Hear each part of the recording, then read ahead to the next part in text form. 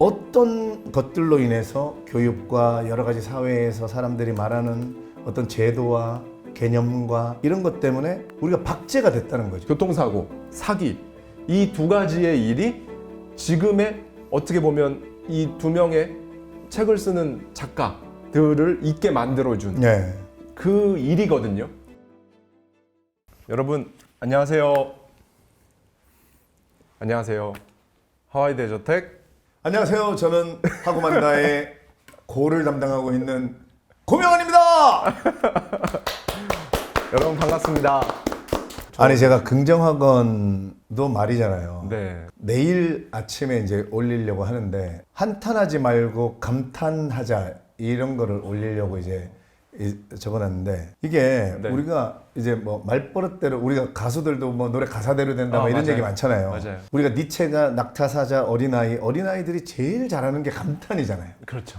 대한민국 사람들은 이 감탄을 잘 못해요. 그리고 뭐 속으로는 해도 겉으로 잘 못한다. 사람이 없어야 이렇게 소리 내지. 네. 사람이 많으면 하려고 그러다가도 잘 못해요. 여러분 진짜 그러지 마시고 사람이 많아도 무슨 상관입니까? 그 사람들한테 내가 감탄하는 거는 사람들에게 피해 주는 거 아니에요. 그죠? 와 날씨 너무 좋다. 내가 이러는데 사람들이 왜 이렇게 시끄러워? 이러지 않는단 말이에요. 그렇죠. 안 좋은 쪽으로 저속한 느낌이나 비관적인 그런 소리를 내뿜으면 사람들도 싫어하지만 경이로운 감탄을 우와 여러분 진짜 한번 따라해 보세요. 그냥 아무 생각 없이 그냥 아무거나 보이는 거 보고 우와 이러잖아. 기분이 좀 좋아진다. 제가 감사하기는 네. 아무거나 보이는 거 보고 감사하다. 이거는 해보면 정말 그 순간 기분이 좋아지거든요. 네네네. 근데 우아는 안 해봤는데 네. 한번 해보겠습니다. 그냥 여러분들 지금 하나 둘 셋 우와 우와. 기분이 좋아져. 우와. 근데 이 한탄을 하잖아요. 사실 진리는 뻔하거든요. 우리가 뭐 감사 자주 하면 감사 자주 할 일이 생기고, 그러니까 그런 게 그게 근데 진짜예요. 나는 긍정학원을 계속 외치니까 늘 에너지가 넘치고, 네. 그러니까 감탄을 계속하면 계속 감탄하는 일이 생기고, 한탄 속에 빠지면 계속 한탄으로 가게 될 수밖에 없겠더라고요. 그 우울한 에너지 속에서. 구호 한번 외치고 시작해야죠. 가야죠. 가야 됩니다. 가겠습니다. 하나, 둘, 셋. 하고 만다!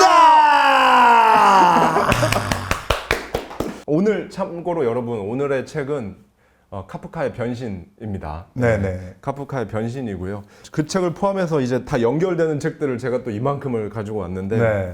여러분께 제가 읽을 게 하나 있습니다. 고 작가님께서 카프카 변신을 빼놓고 오셨습니다.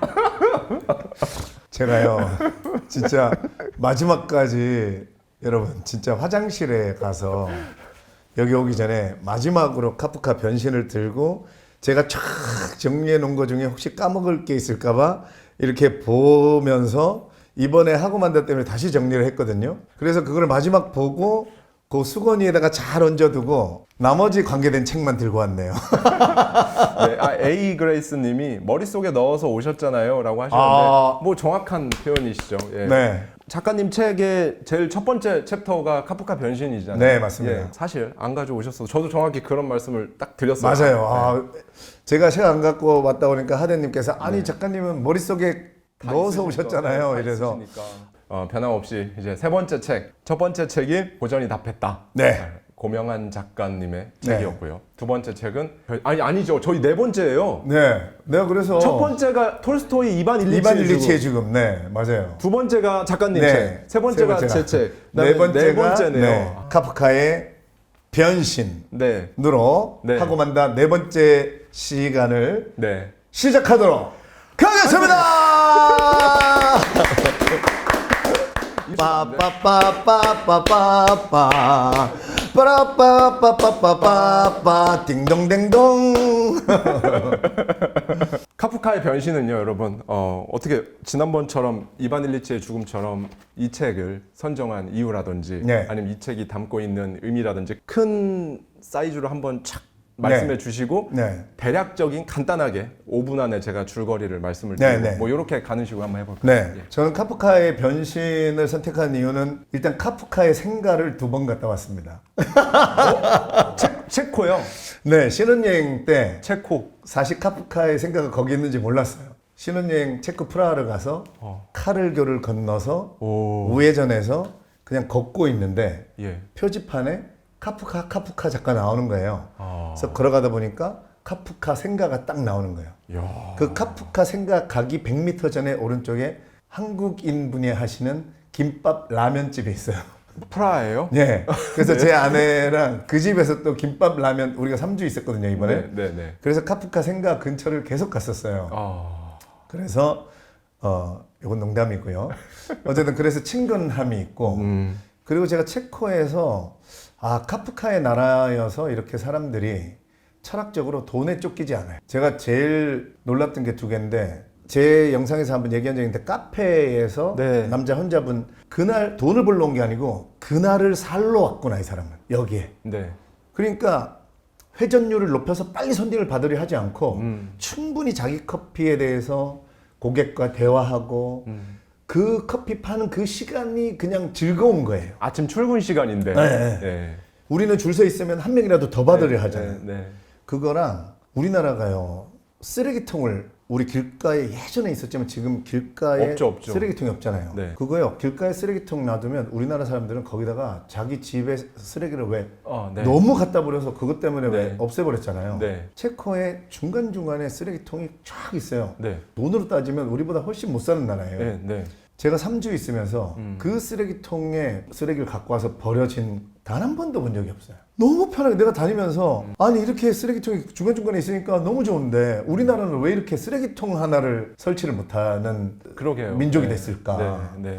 마음이 아팠고 이건 여담이고 카프카 변신하면 항상 인간소외 뭐 이렇게 얘기 많이 하는데 저는 그것도 다 넘어서서 변신에 초점을 맞춘 거거든요. 네. 그러니까 핵심부터 말씀드리면 그레고르가 변신을 해서 본인도 변신하게 됐고 가족도 변신을 시켜줬고 완벽하게 변신하지 못합니다만은 그리고 제가 여기서도 얘기했던 파스칼이 팡스에서 인간이 불행한 이유는 조용한 방에서 홀로 앉아있지 못하는 데서 시작한다. 저는 그 조용한 방에 홀로 앉아있게 해주려고 카프카가 왜냐하면 계속 생활에 뛰어들어서 자기의 생활을 오늘도 출근하고 웹판업을 하고 하면 진짜 나를 발견할 수 있는 진짜 나는 끌려다니면서 살고 있는데 나로 제대로 된 변신을 못 한다는 거죠. 네. 그래서 저는 인간 소외 그래 뭐 이제 그런 얘기는 좀 이따 하겠지만 네. 크게는 카프카가 보험업 했잖아요. 네. 그러니까 그 수많은 노동자들과 자본가를 봤단 말이에요. 그러니까 40 초반에 죽었어요.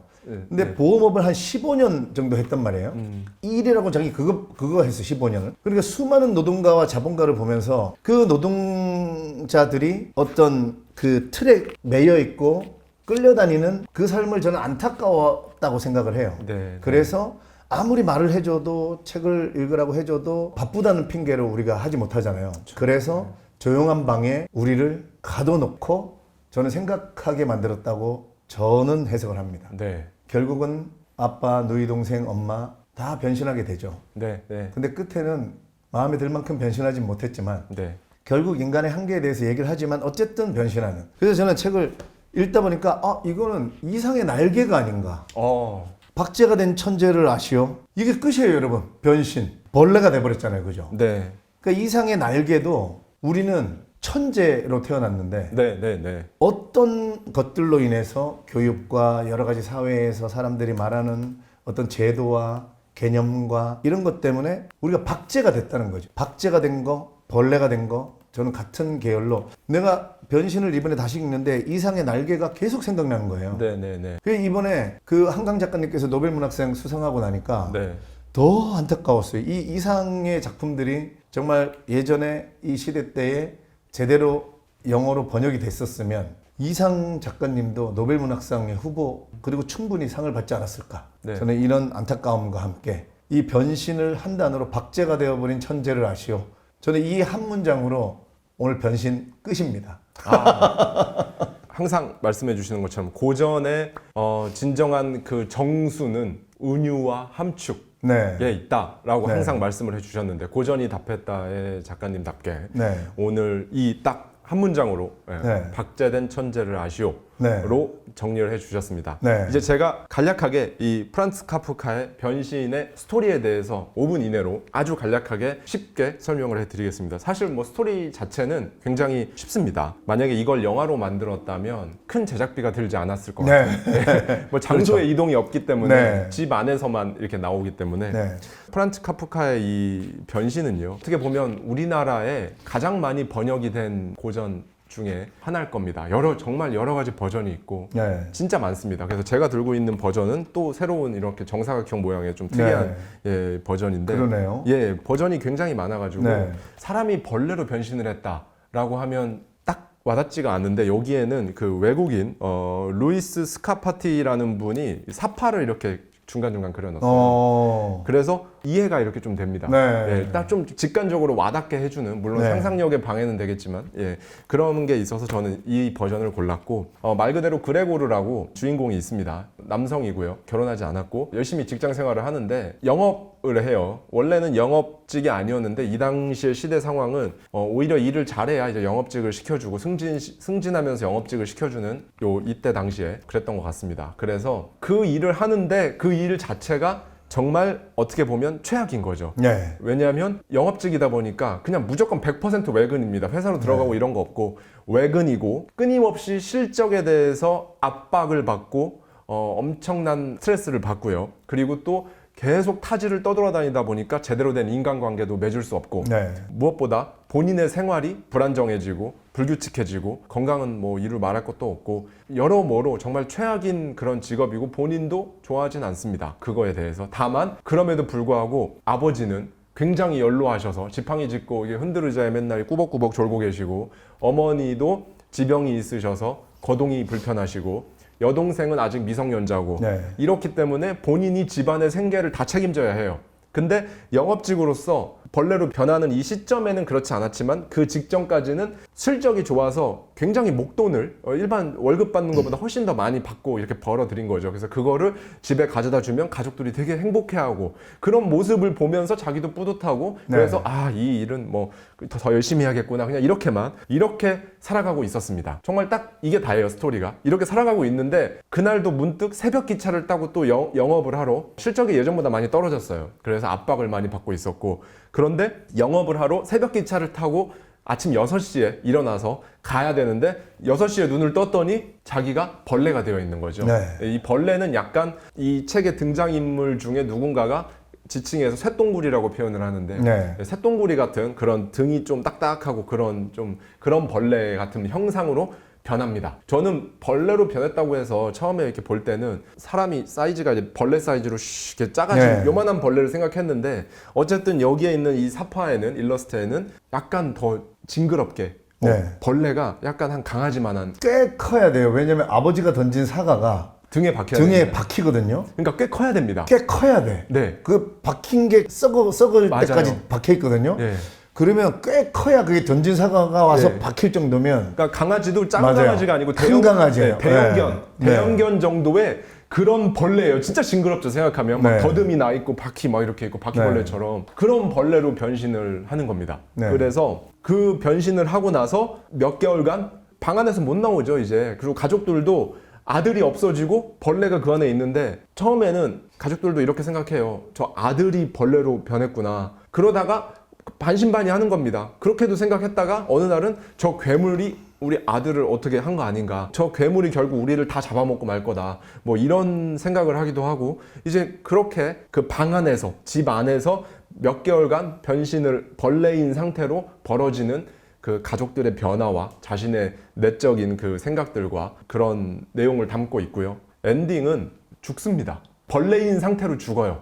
근데 죽는 이유가 굶고 다쳐서 죽습니다. 벌레인 네. 상태로. 다치는 이유는 방금 아까 말씀해 주셨듯이 아버지가 그 벌레한테 사과를 막 던져요. 저리 가, 뭐 이런 느낌으로. 근데 그 사과가 박힌 채로 썩는 거죠. 그래서 그렇게 다치고, 또 굶어 죽는 이유는 처음에는 여동생이 오빠일지도 모른다라고 생각했는지는 모르겠지만 먹을 거를 이렇게 갖다 주고, 뭐 이렇게 뭐 음식 찌꺼기 뭐 이런 거 갖다 주고 했는데, 이제 나중에는 그것도 이제 신경 쓰지 않은 거예요, 별로. 그래서 한동안 그냥 아무것도 안 먹고 그러다 보니까 그냥 죽은 겁니다. 말라 비틀어져서 병든 채로 벌레인 채로 죽습니다. 그냥 그렇게 엔딩 끝나버려요. 그래서 네. 아까 이상의 날개가 떠오르셨다고 하는데 저는 전체적인 무드가 약간 알베르 까미의 이방인이 좀 생각이 네. 났거든요.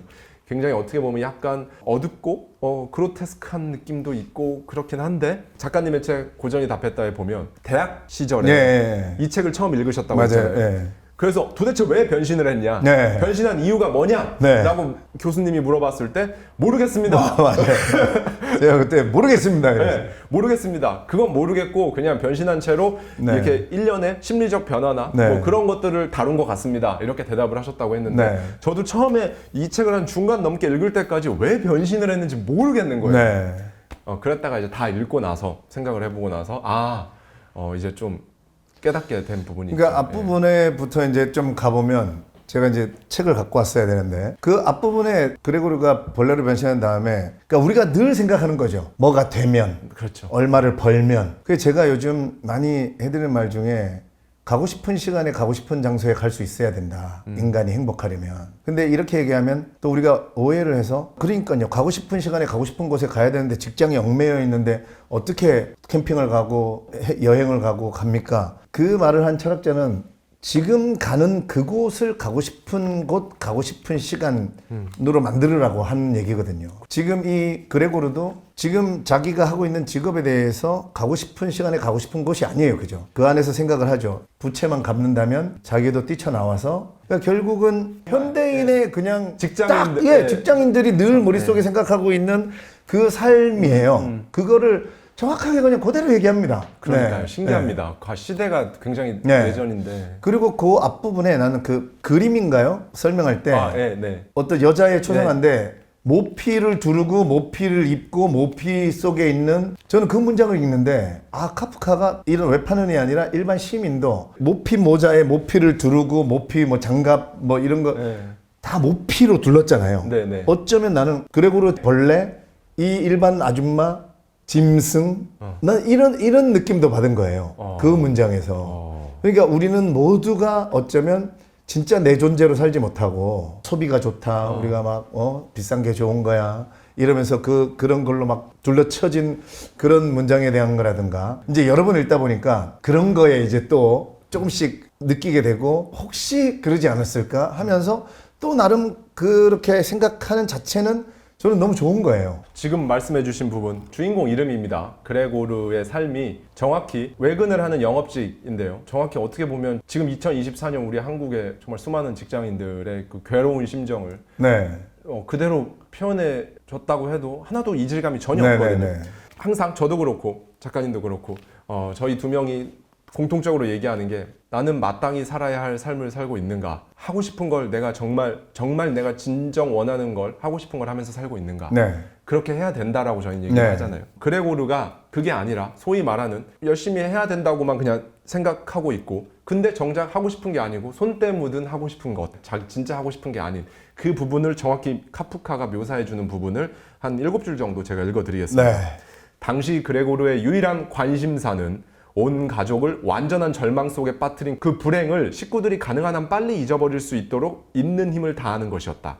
그래서 그는 다른 동료들보다 몇 배의 열성을 가지고 일을 시작하여 그야말로 하룻밤 사이에 말단 직원에서 출장 영업사원으로 승진했다.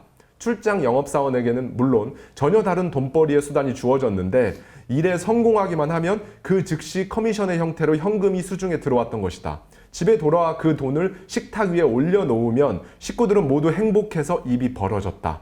정말 좋은 시절이었다. 그러니까 우리가 진짜 딱 이런 마음으로 사시는 분들이 많잖아요. 거의 다 이런 마음으로 할 거예요. 그러면 그렇게 안 살면 어떻게 살아야 됩니까? 라고 만약에 여쭤보신다면 네. 저는 돈을 쫓지 않고 얼마든지 선순환으로 내 삶을 내가 선택할 수 있는 선택받지 않아도 내가 선택할 수 있도록 다 얼마든지 장치를 해놓을 수 있고 그 선순환으로 만드는 과정에서 사실 다시 태어나야 되는 정도의 고통을 겪게 되지만 결국은 선순환으로 만들어 놓으면 저는 돈도 더 잘 벌어지고 네. 하루하루가 더 행복해지는 네. 그런 선순환으로 저는 반드시 만들 수 있다고 생각을 하거든요. 네. 그래서 여러분들에게 다 지금 다니시는 직장을 그만둬라 뭐 이런 게 아니라 저는 지금 다니시는 곳을 그러니까 지금 내가 아닌 내 가족과 어떤 외부적인 그런 거의 행복 이런 것 쪽으로 돌리지 마시고 일단은 내가 지금 늘 가고 있는 곳을 내가 어떻게 하면 가슴 설레고 기대로 갈 수 있겠는가. 그게 거기서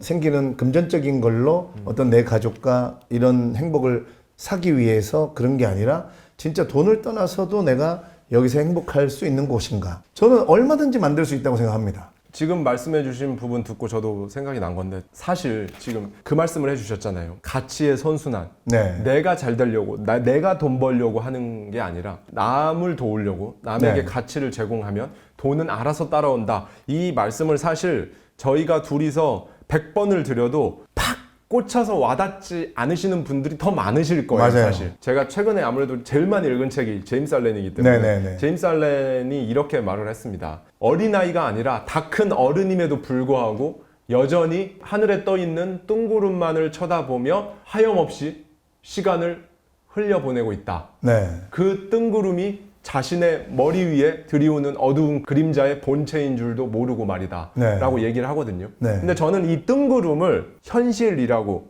현실의 모든 것들이라고 저는 해석을 했어요. 네. 그래서 이 뜬구름만 쳐다보면서 현실적으로 그건 어렵지. 네. 현실적으로 이걸 먼저 해야 되니까 뭐 그거 하면 좋지만 그거는 어디까지나 이상이고 꿈이고 지금 현실에 뭐 내일 출근해야 되고 당장 출근 안 하면 한 달 월급 못 받으면 지금 뭐 대출 상환 못 하고 내가 이런 입장인데 무슨 뭐 다른 삶을 뭐 한 단계 안 돼. 그냥 그렇게 해서 하다 보면 인생이 끝난단 말이죠. 네. 예. 그 뜬구름을 어떻게 보면 우리는 그냥 제임스 알렌의 말처럼 어린아이가 아닌 다 자란 어른임에도 불구하고 그렇게 그냥 하염없이 뜬구름만 쳐다보고 구름이 뭐 예쁘다. 구름이 가는구나. 근데 그 구름이 내 머리 위에 들이우는 어두운 그림자의 본체인 줄은 상상도 못하고 네. 예.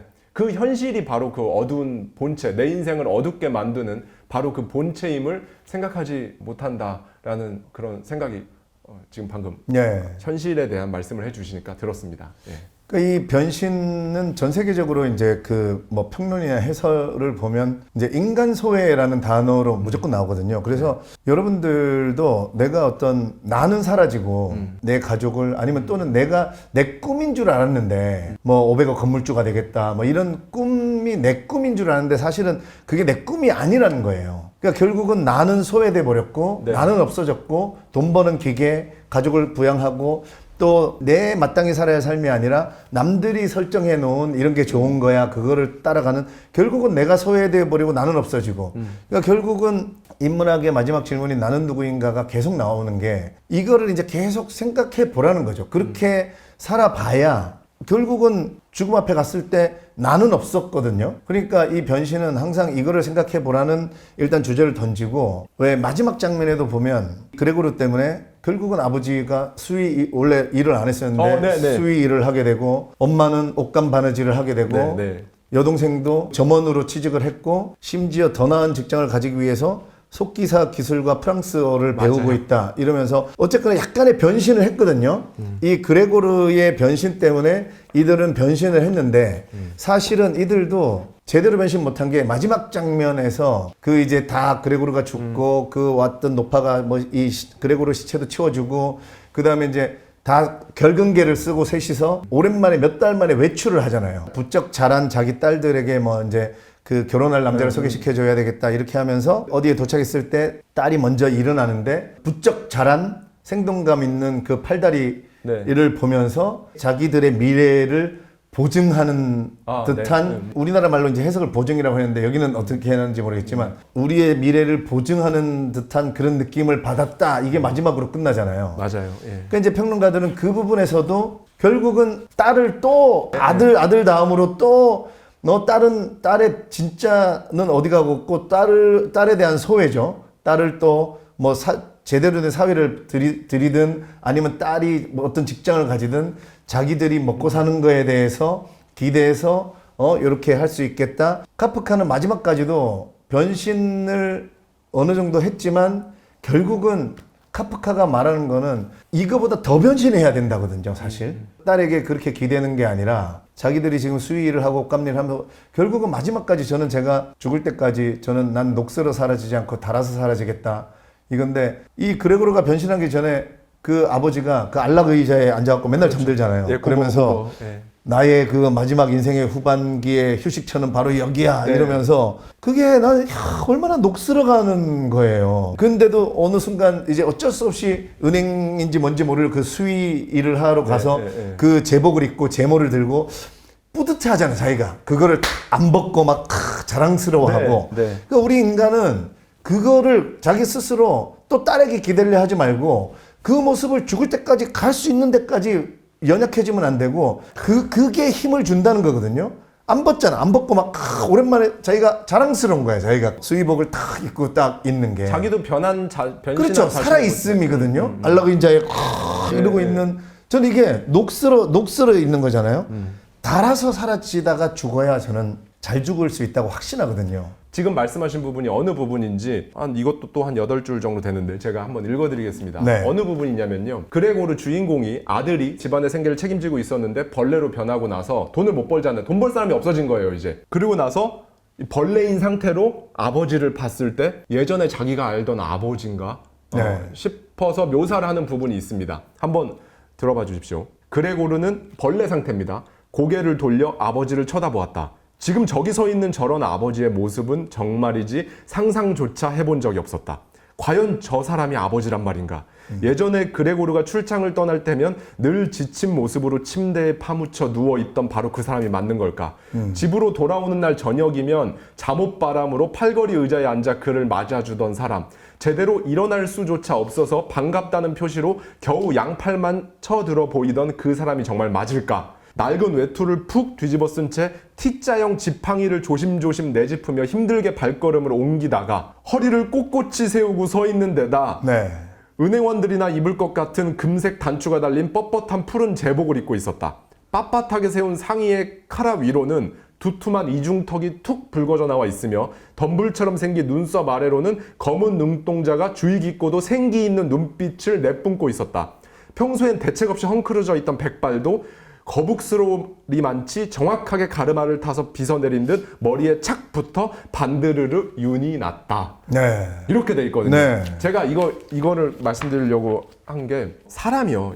어떤 정말 상황에 닥치면 내몰리면 그러니까 소위 절벽 끝에 내몰리면 하거든요. 할 수 있게 돼요. 그런데 이 마인드셋이라는 거는 그런 벼랑 끝에 실제로 내몰리지 않고도 하고 할 수 있게 해주는 게 저는 마인드셋이라고 생각을 하거든요. 그걸 위해 우리가 다른 사람들의 경험을 듣고 책을 읽고 그 과정을 겪는 거잖아요.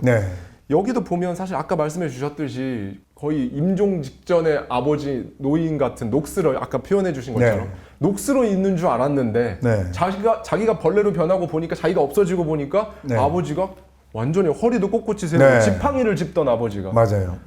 그런 부분을 보면서 정말 이런 상황에 벼랑 끝에 정말 끝까지 몰려있는 상황도 나쁘다고 생각하지 않습니다. 저는 그냥 그런 상황이구나 객관적으로 같이 평가를 하지 않는 거죠.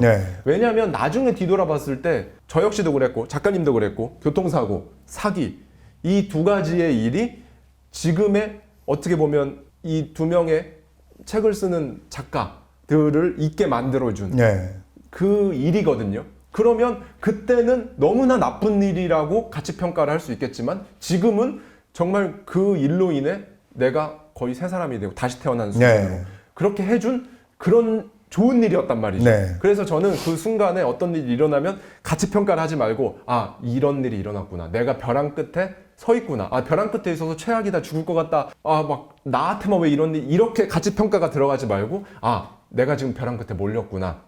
그러면 어떻게 해야 될까? 그 자체도 나쁘진 않습니다. 실제로 벼랑 끝에 몰리는 것도 그렇다고 또 그게 마음대로 되는 것도 아니고 내가 벼랑 끝에 몰리면 해야지 뭐 이렇게 살 수도 없는 거고 그런 상황이 일어나지 않고도 인생을 좀 바꿀 수 있고 나를 성장시킬 수 있고 지금 사는 삶 말고 다른 삶을 내가 원하는 삶을 살 수 있도록 해주는 게 그게 이제 마인드셋이다라고 좀 저는 말씀을 드리고 싶습니다. 우리가 다 아는 그 모습들 있잖아요. 우리가 이 사회가 만들어진 제도대로 끌려가듯이 그냥 시간을 내가 지배하지 못하고 주체적으로 살지 못하고 그냥 끌려다니면서 주어진 일을 하고 이러면서 살다 보면 은퇴라는 단어를 쓰기 시작하고 은퇴 후에는 우린 계속 자꾸 쉬고 싶어 해요. 네. 파이어족 뭐 이러면서 아니면 일찍 은퇴를 하고 그러면 그래봐야 할 수 있는 게 정말 안락 의자에 그렇게 앉아있는 아버지의 모습이거든요.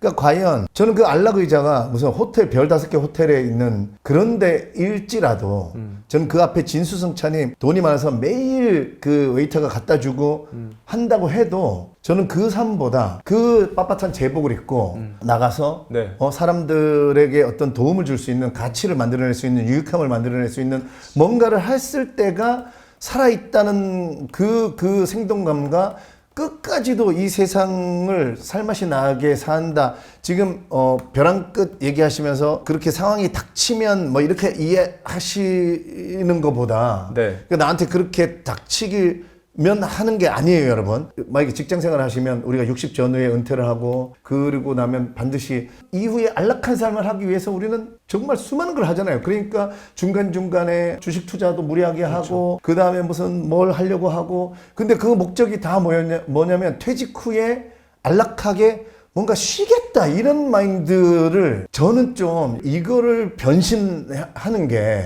정말 전 중요하다고 생각합니다. 네, 네. 그 안락 의자에 앉아 있어봐야 그 이름이 안락 의자지 안락이지 진짜 안락 안 하거든요. 저만 그냥 좋아한 부분인데 제가 이번에 읽다 보니까 그레고르가 벌레로 변해서 네. 왔다 갔다 하잖아요. 왔다 갔다 하다가 이제 어느 정도 자기 몸에 적응을 한 다음에 네. 벽도 기어오르고 그렇죠. 천정에 이렇게 거꾸로 붙는 장면이 나와요. 네, 네, 네.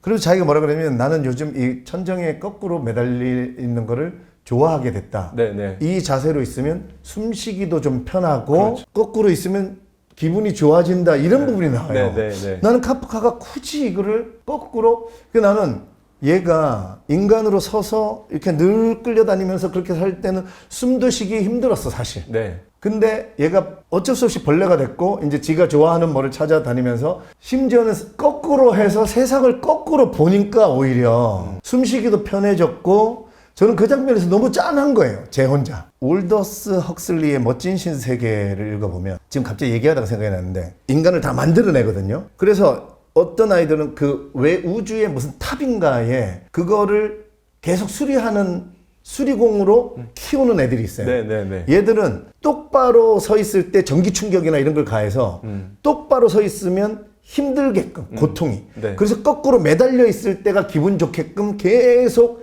기술로 만들어서 그쪽으로 일 보내는 친구들은 거꾸로 매달려 있을 때 본인은 안락함을 느끼도록 만들어져서 탄생시키거든요. 네. 본인이 그렇게 만들어진 거예요. 그러니까 어쩌면 그레고르는 서 있을 때가 숨쉬기 힘들었고 나는 그 거꾸로 벌레로 변했는데 심지어 천정에 붙어서 거꾸로 매달렸는데 숨쉬기도 편하고 기분도 좋다. 이게 되게 짠해서 진짜 비애가 짠하다 이런 느낌이 그 표현이 딱 맞는 네. 것 같아요. 네.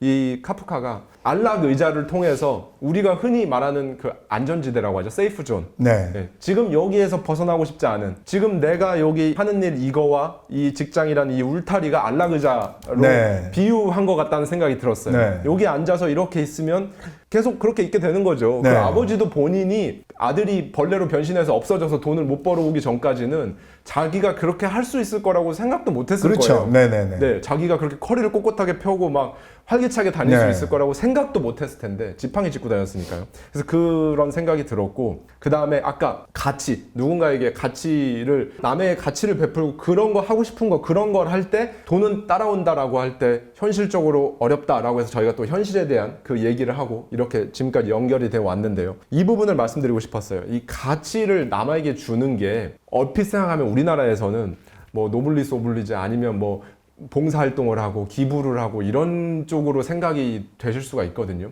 그런데 예를 들어서 예전에도 잼 얘기를 했었습니다. 네. 게리 베이너척이라고요. 미국의 유명한 기업가이자 작가가 있습니다. 게리 베이너척이 실제로 한 얘기입니다. 이 시대는 소위 잼만 잘 만들 줄 알아도 억만장자가 될 수 있는 그런 시대를 우리가 살고 있다. 네. 그리고 또 카페 얘기도 해요. 대형 마트 몇 군데 돌아가지고 거기에서 발품 좀 팔아서 특가 판매하는 데 가가지고 제일 싼 카펫을, 우리나라는 뭐 카펫을 쓰진 않잖아요, 집에. 근데 이제 서양에서는 카펫을 집안에 다 쓰니까 이제 그런 걸 비유가 나왔겠죠. 제일 싼 카펫을 파는 곳을, 거기에서 카펫을 사와가지고 그거를 그냥 이베이에다가 아마존에다가 올리기만 하면, 그냥 지금 직장에서 당신이 그렇게 하기 싫은 일을 하면서 건강을 갈아 넣으면서 그렇게 하고 있는 거에 두세 배를 벌 수 있다 얘기를 해요. 네. 그런데 그렇게 아무도 안 한다. 왜냐하면 왜? 잼 만들고 카페 파는 건 일단 남들이 보기에 너무 모양새가 빠지고 부모님이 지금 다니는 직장 무슨 주식회사 다닌다고 하면 네. 좋아하시는데 네. 뭐하니? 했을 때 자녀가 뭐예요? 혹은 사위가 뭐예요? 며느리가 뭐예요? 했을 때 잼을 팔아요. 야. 카펫을 팝니다. 네. 라고 말하기가 부끄럽고 자기도 부끄럽고 네. 그래서 끊임없이 필요도 없는 방 5개짜리 집에 집착을 하고 네. 방 5개짜리 집에 가보면 2개는 쓰지도 않는다. 네. 그렇게 하고 은행 그 집값 그 대출금 매달 모기지 상환하고 카드값 내고 그 소용돌이에 평생을 거기서 빠져나오지 못하고 그렇게 살아간다라고 얘기를 하거든요. 그러니까 가치라는 건요, 지금 아마 작가님께서 또 개인적으로 비즈니스를 또 하고 계시니까 잼을 만들어서 누군가에게 제공을 한다. 카펫을 누군가에게 굉장히 저렴한 가격에, 그 사람들 원래 카펫 사려고 하면은 동네 카펫 가게나 백화점 가면은 $100를 주고 사야 되는데 내가 $50에 제공을 해줘요. 그럼 그게 그 사람한테 가치를 주는 거거든요. 가치를 너무 이타적이고 뭔가 마더 테레사 님이나 할 것 같은 그렇게 생각하면 현실적으로 아이 좋은 말인데 뭐 선순환 뭐 이렇게 생각이 되실 수 있는데, 사실 가치라는 건 이렇게, 그걸 만약에, 그리고 또 내가 한번 그 비즈니스를 해보고 싶다면, 나는 직장에서 이런 거 이렇게 서류 막 결제선 막 쭉쭉 있고 뭐 이런 거 막 보고서 이런 거 말고 나는 진짜 액티브하게 그런 거 해보고 싶어 라고 한다면, 진짜 원하신다면 그런 것도 충분히 가치를 창출할 수 있는 그런 겁니다. 여기 저희 코콜라님, 예. 네. 저는 공무원인데 공무원의 테두리 벽이 너무 높게 느껴져요. 저도 지금 고분 붙잡고 얘기하려고 그랬는데 말씀해 주시죠.